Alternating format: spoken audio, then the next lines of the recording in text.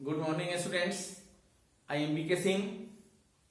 In this class, I will describe about corrosion and rancidity. दो topic है, corrosion और rancidity. It is the last topic of chemical reaction and equation. So it is the last lecture, lecture number 12 is the last lecture for chemical reaction and equation. तो सबसे पहले कुरोजन के बारे में देखा जाए. कुरोजन को हिंदी में संक्षारण कहते हैं. एक स्टूडेंट का आया था उधर से मैसेज कि सर थोड़ा थोड़ा कमी के उसके हिंदी बता दीजिए. तो हम ऐसे भी बहुत का बता देते हैं. तो इसमें देखो कुरोजन, कुरोजन का मतलब होता है संक्षारण. तो बहुत सारा रिएक्टिव एलिमेंट जो होते हैं, रिएक्टिव मेटल्स जो होते हैं, जो मॉइस्चर, एयर, एसिड, इसके कंटेक्ट में जब आते हैं तो उसके सरफेस, उसका जो सरफेस है धीरे धीरे layer by layer, layer by layer, layer by layer क्या होता है, वो समाप्त होने लगता है ना. तो रिएक्टिव मेटल का moisture, air and other chemical के कंटेक्ट में आने से उसका ग्रेजुअली लेयर बाई लेयर जो समाप्त हो रहा है, ये समाप्त होने का जो प्रोसेस जो है, इसी प्रोसेस को कोरोजन के नाम से जानते हैं. दो टॉपिक है, कोरोजन, कोरोजन एंड एक टॉपिक इसमें क्या है, रेंसिडिटी.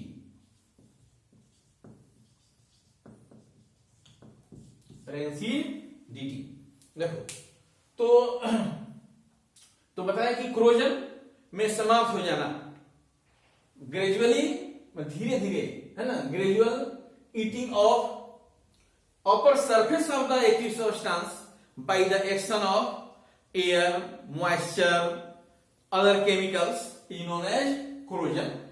सबसे कॉमन एग्जांपल कोरोजन का आप लोग देखते हैं, सब समझते हैं, इसमें जानते हैं उसके बारे में. जैसे रस्टिंग, लोहा में जंग लगता है ना, लोहा पर जो जंग लग जाता है, तो लोहा का जंग लगना यानी rusting is the example of corrosion. Rusting भी किसका एग्जांपल है, कोरोजन का एक एग्जांपल है. आपसे कहेंगे, पूछ देगा रस्ट का फॉर्मूला बताओ, रस्ट का.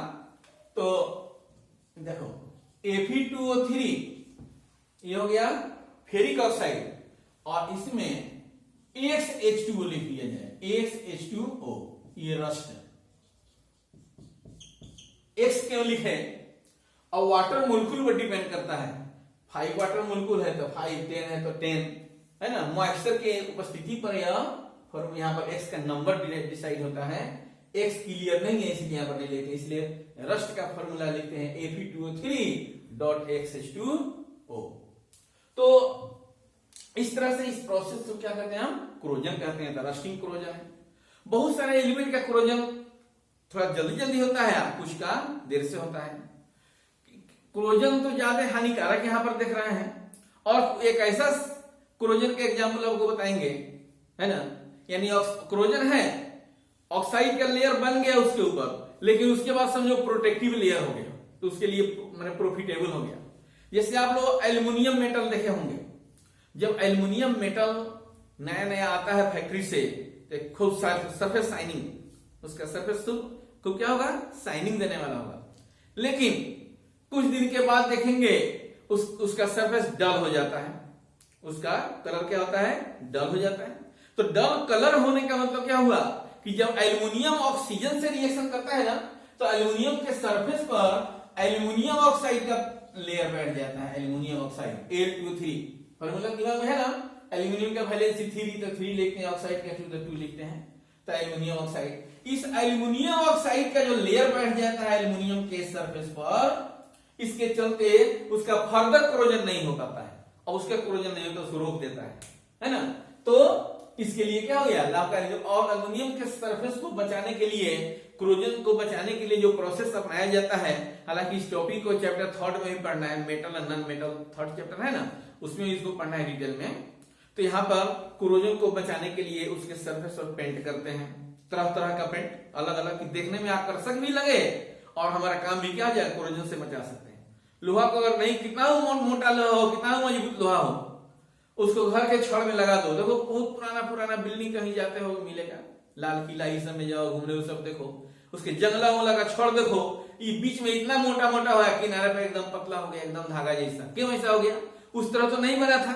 धीरे धीरे इस तरह इसलिए हो गया कि वहीं जो मॉइस्चर एयर के कंटेक्ट में आया, वहां नजदीक में ज्यादा पानी जम गया, एयर जम गया, धीरे धीरे उसका कोरोजन हो गया। कोरोजन होते होते होते वो समाप्त हो जाता है।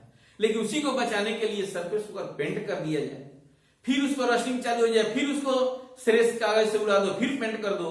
इस तरह से करते रहो तो बहुत दिन तक उसको प्रोटेक्ट किया जा सकता है, बहुत दिन तक उसको बचा कर रखा जा सकता है।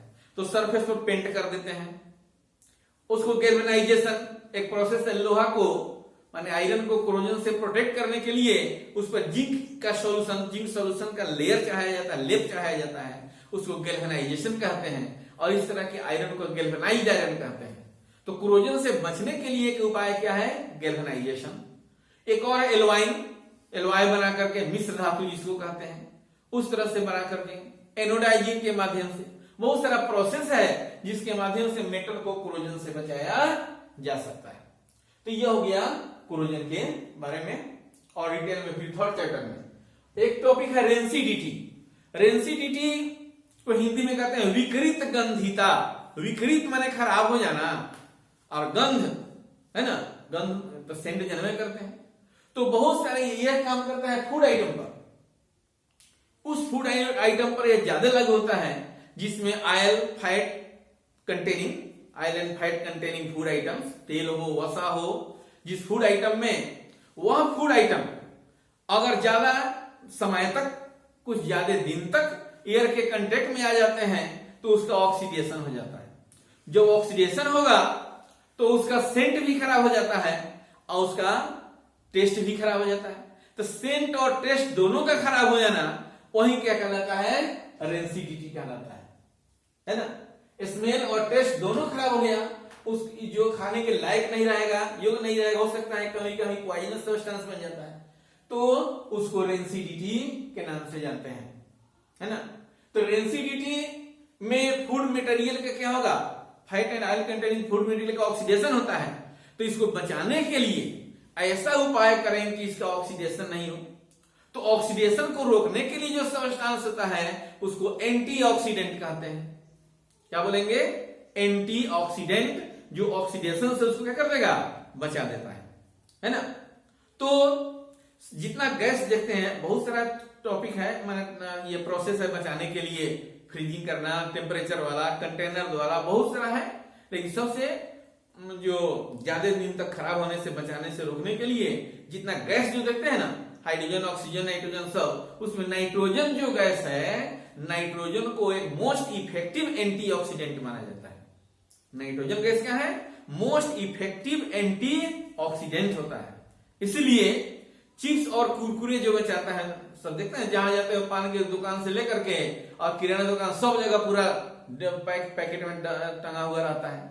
आप जाते हैं खरीद लेते हैं, 10 रुपए का पॉकेट खरीदो, इतना बड़ा रहेगा नहीं, रहेगा सामान उसमें कम, लेकिन बड़ा दिखाई देगा। जब दाबिएगा उसमें तो क्या हो रहा है? खुला हुआ रहता है।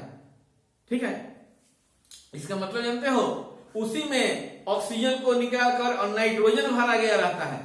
वही नाइट्रोजन वहां पर एंटीऑक्सीडेंट का काम करता है ना। इसलिए क्वेश्चन भी है, पूछता है कि why food item containing fat and oil flush with nitrogen.